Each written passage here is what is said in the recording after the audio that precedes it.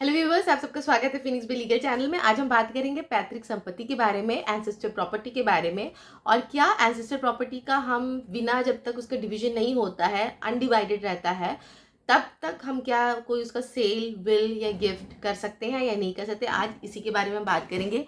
हमारा Indian succession या Hindu succession act इस बारे में क्या बोलता है, इसी के बारे में बात करेंगे। साथ में सुप्रीम कोर्ट के क्या क्या महत्वपूर्ण जजमेंट्स आए हुए हैं इस चीज़ के बारे में। तो चलिए वीडियो को स्टार्ट करते हैं। सबसे पहले तो हम ये जानने की कोशिश करते हैं कि एंसेस्टर प्रॉपर्टी का डेफिनेशन क्या होता है। हर एक बार हम सुनते हैं एंसेस्टर प्रॉपर्टी, पर कौन सी प्रॉपर्टी एंसेस्टर प्रॉपर्टी की डेफिनेशन पे आती है और कब ये एंसेस्टर प्रॉपर्टी नहीं रह जाती है।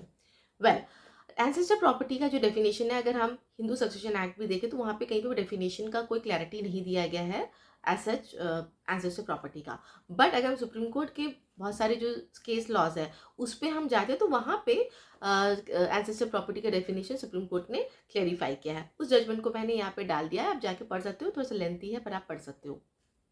अगर छोटा करके बोलूँ या क्रक्स में बात करूँ तो एंसेस्टर प्रॉपर्टी वो प्रॉपर्टी होती है जो 4 पीढ़ियों से, कोई हिंदू के 4 पीढ़ियों से जॉइंट फैमिली में अनडिवाइडेड रही हो, उस प्रॉपर्टी को एंसेस्टर प्रॉपर्टी कहते हैं। एग्जाम्पल्स अगर मैं समझाऊं तो ये आ गया हमारे ग्रेट ग्रेट ग्रैंडफादर, उसके बाद ग्रैंडफादर, फादर एंड देन दी सन। ये 4 जनरेशन के पास में एक प्रॉपर्टी है और ये प्रॉपर्टी जो है ये जॉइंटली रह रहे हैं और ये प्रॉपर्टी का कोई डिवीजन नहीं हुआ है, मतलब ये प्रॉपर्टी अभी तक डिवाइडेड नहीं हुई है। तो ये एंसेस्टर प्रॉपर्टी की डेफिनेशन में आ जाती है। अब हम बात करते हैं एंसेस्टर प्रॉपर्टी कब सेल्फ एक्वायर्ड प्रॉपर्टी बन जाती है। तो मोमेंट जो ये प्रॉपर्टी थी इसका डिवीजन हो गया है बाय मीट्स एंड बाउंड। और फॉर एग्जाम्पल आपके पिताजी के पास में ही था ये पार्टीशन का जो था, और ये पूरा इसका मीट्स एंड बाउंड में डिवीजन हो गया है, पार्टीशन हो गया है, और आपके पिताजी का नाम, उनका जो राइट जो था, जो शेयर था, उस पर चढ़ चुका है।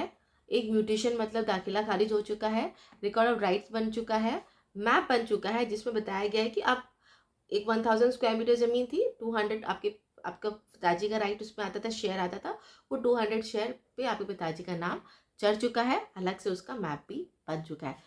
द मोमेंट ये हो जाता है तो वो जो एंसेस्टर प्रॉपर्टी के डेफिनेशन हट के वो सेल्फ एक्वायर्ड प्रॉपर्टी की डेफिनेशन पे आ जाता है। So this is to clarify कि ट्रांजिशन एंसेस्टर प्रॉपर्टी से सेल्फ एक्वायर्ड प्रॉपर्टी में कब हो जाती है।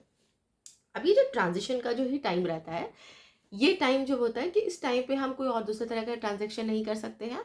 हम बिल्कुल कर सकते हैं। हमारे हिंदू सक्सेशन एक्ट के बहुत सारे सेक्शंस हैं। अगर मैं सेक्शन 22 की बात करूँ, सेक्शन 30 की बात करूँ, तो ये सेल विल के बारे में बहुत क्लियरली बताते हैं। पहले हम बात करते हैं सेल का। क्या आप सेल कर सकते हो? द आंसर इज कि सेल करने से पहले सेल का एक बहुत इंपॉर्टेंट प्रिंसिपल होता है। सेल कॉन्ट्रैक्ट एक्ट के हिसाब से चलता है। कॉन्ट्रैक्ट एक्ट के हिसाब से लेन देन होना ज़रूरी होता है। मैंने अगर उनको पैसा दिया है, मैंने उनसे अगर पैसा लिया है, तो मुझे अपना जो ज़मीन है वो भी उनको देना होगा। यहाँ पे जब एंसेस्टर प्रॉपर्टी की बात करते हैं, क्योंकि अब ये एंसेस्टर प्रॉपर्टी है तो सीधा सीधा मतलब है इसका डिवीजन नहीं हुआ है, ये डिवाइडेड नहीं हुआ है। तो जब ये डिवाइडेड नहीं होगा तो मुझे कैसे पता चलेगा कि मेरा शेयर कहाँ पर है, मेरा शेयर का पोजीशन कहाँ पर होगा, और क्या मैं पोजीशन जो मुझसे ज़मीन खरीद रहा है उसको मैं दे सकता हूँ at the time of the sale? The answer is no, मैं उस वक्त तो नहीं दे सकता हूँ। तो क्या कर सकते हैं? तो मैंने तभी बोला, जस्ट पहले ही बोला कि नहीं, आप सेल तो कर सकते हो। तो आप कैसे करोगे सेल को? तो सेल करने से पहले जो हमारे हिंदू सक्सेशन एक्ट का एक बहुत इंपॉर्टेंट रूल होता है कि अगर आप अपना शेयर सेल करना चाहते हो, अनडिवाइडेड शेयर है, उसको आप उस पर अपना पार्ट जो अपना पोजीशन जो है वो आप सेल करना चाहते हो, तो सबसे पहले आपको पहला ऑफर जो आपके जो को शेयरर्स हैं, जिनका भी राइट है उस प्रॉपर्टी में, पहला ऑफर आपको उनका करना पड़ेगा। पहले आपको उनको बोलना पड़ेगा कि मैं अपना शेयर को सेल करना चाहता हूँ, आप लोग इसको खरीदना चाहते हैं तो आप खरीद सकते हैं।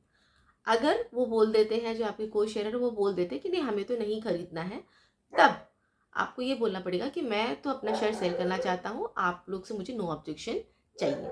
और आपको सभी को शेयर होल्डर से नो ऑब्जेक्शन सर्टिफिकेट लेना पड़ेगा, और उसके बाद ही आप एक सेल एग्रीमेंट बना सकते हो। यहाँ पे अभी भी रजिस्ट्रेशन तो नहीं होगा, क्योंकि रजिस्ट्रेशन के टाइम में पोजीशन देना बहुत ज़रूरी होता है। तब एक सेल एग्रीमेंट बना सकते हो। उस सेल एग्रीमेंट में आप लिख सकते हो कि ये मेरा इतना शेयर है एज पर दी सक्सेशन के हिसाब से, और मेरा अपना ये जो शेयर है मैं इस व्यक्ति को बेच रहा हूँ, जो भी बायर है इसको मैं बेच रहा हूँ। मैंने नो ऑब्जेक्शन सर्टिफिकेट्स अपने सारे भाइयों से ले चुका हूँ, और जब भी इस प्रॉपर्टी का डिवीजन होगा तो मेरा ये जो शेयर रहेगा वो जो बायर है उसके नाम पे कर देना चाहिए। तो इस तरीके से आप सेल कर सकते हो। अब हम बात करते हैं गिफ्ट का। गिफ्ट कर सकते हैं? The answer is yes, but gift सिर्फ पायस पर्पसेस के लिए ही होता है। पायस का मतलब या तो चैरिटेबल पर्पस के लिए आप कर सकते हो या फिर रिलीजियस पर्पस के लिए। खाली ये दो ही रीज़न है जिसके हिसाब से आप गिफ्ट कर सकते हो। Out of love and affection उठा के मैंने अपने सारा प्रॉपर्टी अपने बेटे को दे दिया, ये मैं नहीं कर सकती हूँ अपने एंसेस्टर प्रॉपर्टी के साथ में। इसके लिए बहुत इंपॉर्टेंट सुप्रीम कोर्ट का रूलिंग है, केस लॉ है, जो मैं यहाँ पे लगा दूंगी, आप उसको पढ़ सकते हो, जिससे बहुत क्लियरली गिफ्ट के बारे में, एंसेस्टर प्रॉपर्टी और गिफ्ट के बारे में बहुत क्लियरली इसमें बताया गया कि खाली पायस पर्पसेस के लिए ही आप गिफ्ट कर सकते हो। लव एंड अफेक्शन के हिसाब से आप गिफ्ट नहीं कर सकते हो। अगर आप करते हो तो वो वॉइड हो जाता है। ठीक है, तो बात हो गई सेल की, बात हो गई गिफ्ट की। अब हम बात करते हैं सबसे इंपॉर्टेंट चीज की, वो है विल। तो क्या हम विल कर सकते हैं? द आंसर इज यस, आप विल भी कर सकते हो।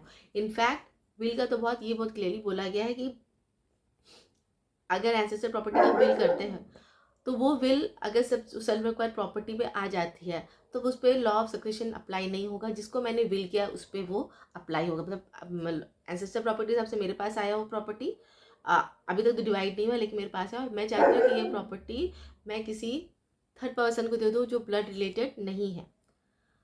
क्या मैं कर सकती हूँ? The answer is actually yes, मैं कर सकती हूँ।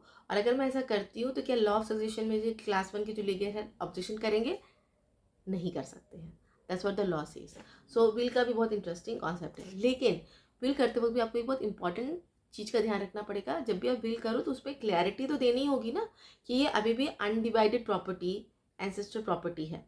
जब इसका डिवीजन होगा मीट्स एंड बाउंड्स के हिसाब से, और मेरा जो शेयर आएगा वो शेयर में इस पर्सन को मैं विल करता हूँ, मैं बिक्वेथ करता हूँ। तो वो क्लैरिटी से आपको अपने विल में भी लिखना पड़ेगा, कोई भी तरह का कंफ्यूजन नहीं उसमें रहना चाहिए। साथ में भी लिखना होगा कि आपके जो भी आगे के जो शेयर हो जिनको मिलना था एज पर द सेक्शन, उनका इसमें कोई राइट नहीं बनेगा। तो ये क्लैरिटी के साथ में आप कर सकते हैं। तो जहाँ बात हुई सेल की, गिफ्ट की या विल की, और तो कुछ बचता है नहीं, तो आप कर सकते हो जब तक प्रॉपर्टी अनडिवाइडेड है, सेल्फ रिक्वायर्ड की डेफिनेशन में नहीं आ रही है, रास्ते में ही है, तो आप कर सकते हो। एंड द मोमेंट वो सेल्फ रिक्वायर्ड हो जाती है तो भैया you have all the absolute right. Another thing, लड़का और लड़की के बीच का जो डिफरेंस था प्रॉपर्टीज़ को लेके, एब्सोल्यूट राइट्स को लेके, ये तो आप सबको ही पता है। अमेंडमेंट आया था 2005 में, ख़त्म हो चुका है। तो लड़कों का जो राइट्स उतना ही राइट्स लड़कियों का है। जो एब्सोल्यूट राइट लड़के एंटरटेन करते हैं तो वही एब्सोल्यूट राइट लड़कियाँ भी एंटरटेन कर रही हैं। सो this is all about that. The important definitions वगैरह मैं साइड में लगाती रहूँगी जो आप साथ में पढ़ सकते हो। तो आई होप आपको आज का मेरा एक वीडियो अच्छा लगा है। अगर अच्छा लगा है तो लाइक शेयर सब्सक्राइब जरूर कीजिएगा। Thank you.